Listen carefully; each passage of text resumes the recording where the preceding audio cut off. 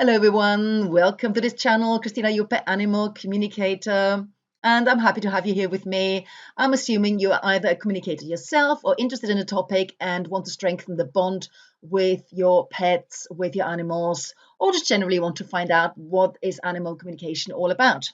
So this video will be of great interest to you because I'm going to cover the question, how does animal communication work? How can I be sure that it works? You may have an issue with your pet or with an animal and would like to engage the services of a communicator, but you're wondering, this is all a bit woohoo. How can I be sure that this actually works? How can I be sure that when I spend my money that I'm going to get a result? And this is also a key word here in this video, results. So I'll explain in a little bit what happens during animal communication and how we know that telepathic communication works. But really, what you want to do is you want to measure a communicator by the results. And on my website, you'll see an array of testimonials that come from clients where the communication has worked, has given tangible results. And this is one way of establishing that you can trust an animal communicator, that they have credible testimonials and client statements on their website. But besides that, as I always say, anyone can do animal communication because everyone has the gift of telepathy, of telepathic communication. And this is why it works, because if you practice it, it brings results. Let's look at a few examples that have nothing to do with animals, right? So telepathy, the communication of thoughts, if you so want, happens, for example, as I've also said in a previous video, when you think of somebody and you really spend some time wondering perhaps how they are, or wondering about an arrangement that you have with them, and a day later or perhaps even an hour later they call you and speak about this very arrangement, or somebody calls you, emails you that you haven't seen for a while but have thought about. So this very everyday example, it might even have happened to you, is an example of you having communicated telepathically with this person by thinking about them, by focusing on them, by putting your attention onto them. Or, for example, we see that in twins, especially identical twins. Identical twins often have this special telepathic connection where one twin may live in one country, another one at the other end of the world, but they have the same things happening to them only a few hours apart, perhaps. Or they marry or have a similar partner with similar looks, perhaps even similar hairstyles. We can read about this all the time.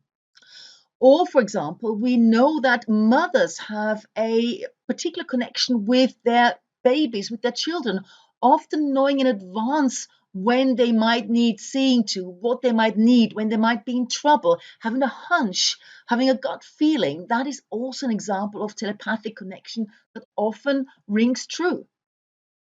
Yes, you may say there are no official studies. Telepathic communication is still a pseudoscience. There's no hard fact, there's no hard proof, but there is a lot of anecdotal evidence. Least of all, when children have imaginary friends, have telepathic communication with imaginary friends, or children can still talk to animals. They haven't really been taught that language is the preferred way of talking. Children talk to animals.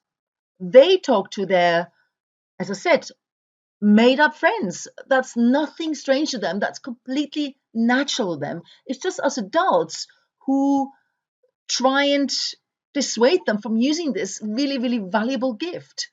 But I think if you look online, you will find there's plenty of forums out there, plenty of groups out there of people who are trying to actively engage in telepathic communication, be it with their toddlers, with their children, be it on a general level in everyday life, and animal communication is no different. So why don't you try it for yourself? For example, next time your other half goes shopping, why don't you send them a message in your mind? Could you buy, I don't know, a bottle of red wine, something that wasn't on the shopping list? Or could you buy some nappy cream for the baby? Or why don't you bring me some flowers? Send a message to your partner, to your loved one, and focus on what you'd like them to bring to you and see if they bring it. You may find out to your surprise it works.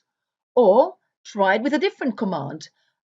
Perhaps ask your other half or your child, relative, anyone who's in the room, oh, it would be so nice if you brought me or made me a cup of tea right now. Oh, I'm so thirsty, I could really do with a nice drink right now. Or it'd be really, really nice if we could go to the beach at the weekend. Any thought that springs to mind, send it to them telepathically, focus on it, perhaps even accompanied with a visual image of what you want them to do. That would work even better. And then see if they don't start talking about going to the beach or if that bunch of flowers doesn't arrive for you. So rather than approaching animal communication, telepathic communication from a skeptical point of view, why not approach it from a fun point of view and from a curious viewpoint? Ask your friends if anything I've mentioned has ever happened to you. You may be surprised by how many people have experience of telepathic interaction with somebody. Again, when it comes to the actual animal communication, then it's the results really that you want to look at. If the result presents itself, the communication reveals something specific that you can perhaps act on, but even something that perhaps you knew about the animal, which is then confirmed by the animal communicator without him or her having known about it first. That is all evidence that communication, telepathy works. And we have plenty of examples that show it. It's difficult, of course, to run official studies with this, but it's certainly a topic worth exploring. Telepathic communication exists for all of us. We've just been trained out of it. If you're curious about it, why not start with the simple examples I mentioned? And if I can help you in any way, shape, or form with your animal, connecting with them telepathically, then let me know. Let me know in the comments what you think of this video. Have you had telepathic communication with somebody? And give an example. I'd love to hear from you. Thanks for watching, and I'll see you in the next video.